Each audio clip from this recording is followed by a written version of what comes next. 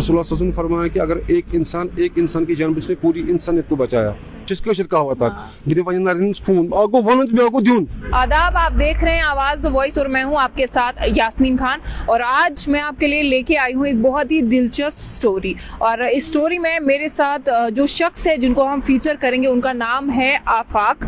और आफाक जो श्रीनगर के रेजिडेंट है और इन्होंने बहुत ही अच्छा काम किया है। इन्होंने अभी तक 68 ब्लड पॉइंट्स जो है डोनेट किए हैं। बहुत बहुत शुक्रिया आफाक हमें टाइम देने के लिए। देखिए, मुझे पता है इस टाइम आपका अपना टाइम है, साइकिलिंग कर रहे हैं ठंड में, तो अभी आपका जो वीडियो सर्कुलेट हुआ है सोशल मीडिया पे जिसपे ये बोला गया है कि 68 पॉइंट्स आपने ब्लड के डोनेट किए हैं, तो वो मोटिवेशन कहाँ से मिला आपको? वो मोटिवेशन मुझे अपने घर से मिला, क्योंकि जब मेरे डैडी बीमार हुए थे तब मैं हॉस्पिटल में था।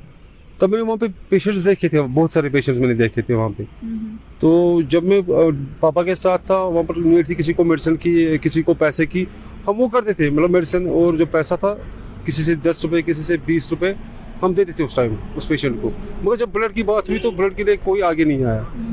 तो मैं जब खुद उस टाइम में खुद गया ब्लड बैंक, तो मैंने उनसे बात की। उसने मेरा टेस्ट किया, बोला कि आप अभी छोटे हो, मेरी उम्र 28 है, मैं दे सकता हूँ। तब से मैंने स्टार्ट किया उस पेशेंट के लिए।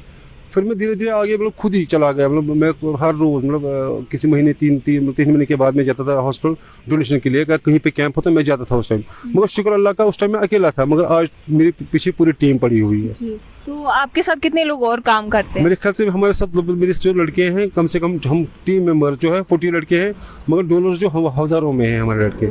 हाँ। नाइस। तो मुझे बताइए कि देखिए, अगर कभी कोई इमरजेंसी में पेशेंट होता है या खून की किल्लत होती है, क्राइसिस होता है, तो फिर हम सोशल मीडिया पे अपलोड करते हैं कि जी हमें ये ब्लड चाहिए, ये नेगेटिव तो मुझे बता दीजिए कि उस क्राइसिस को किस तरह से दूर किया जा सकता है? हमने रखा है कि हमने जो हमारे लड़के हैं 24/7 जो हमारे मेन मेंबर्स हैं, हमने उनको रखा इसीलिए क्योंकि अगर हम कोई कैंप करेंगे, कैंप में हमारा लड़का कोई खून नहीं देगा। हमने खाली जो लोकल्स हैं उनको रखा है वहाँ पे ब्लड डोनेशन के लिए।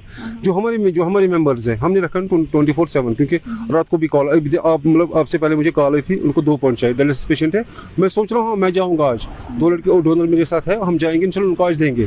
ऐसे हमने प्रोसेस रखा है 24/7 हम आ रहे हैं। सभी चाहे SMS से कॉल हो, चाहे सौराज से हो, चाहे LD से हो, चाहे बुलन चाहे JV से, हम हर जगह हमारे लड़के हर जगह पहुँचते हैं। देखिए, अब अगर हम ये ब्लड डोनेट करते हैं तो उसके लिए ये जरूरी है कि हम खुद फिट रहें, तो है ना। जिस तरह आप अभी साइकिलिंग कर रहे थे, या इसके बगैर क्या क्या एक्टिविटीज है जो एक डोनर को करनी चाहिए? क्योंकि मैं एक्चुअली खुद एक CA पेशेंट रह चुका हूँ।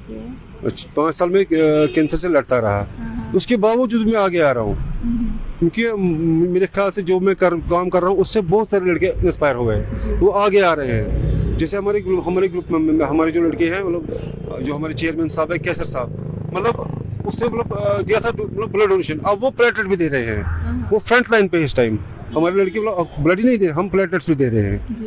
जितने भी लड़के हमारे पास से खुद माशाल्लाह कि वो सभी आगे आ रहे हैं। जब भी हम कॉल करते हैं, रात को दिन को कहीं भी हम कॉल करेंगे, हम अपना काम करते हैं। तो अब अगर कुछ लोग आपके साथ जुड़ना चाहें इस कॉज के लिए, तो कैसे आप तक पहुंच सकते हैं? हम तो उनको वेलकम करते हैं। तो ये वो काम है, किसी भी कशीर पड़े कि बवाना बोलकस बिदि में पन खुरागन खून कशीर का हुआ था, बिदि वजन खून आगो वनत में आगो द्यून।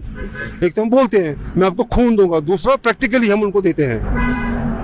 इससे अच्छा काम है ही नहीं, इससे बड़ा सदका कोई है ही नहीं।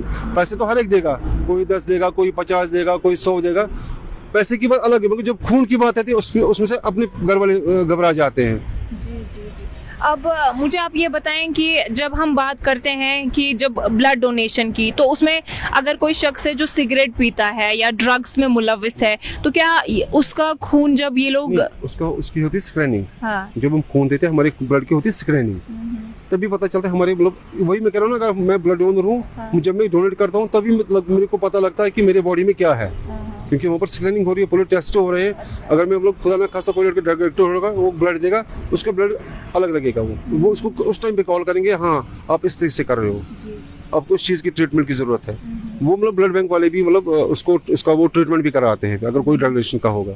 जी, अब जो इस टाइम नौजवान लड़के लड़कियां आपको देख रहे हैं उनके लिए क्या मैसेज बस रहेगा? मेरी मैसेज सब भाई बहनों से मेरी मैसेज है कि आप आइए, क्योंकि हमारे इस मुआशरे में भी सेहत मतलब मैं कह रहा हूँ कि धूल की तरह फैल रहा है। डायलिसिस पेशेंट इतने हैं हमारे कि पूछिए मत।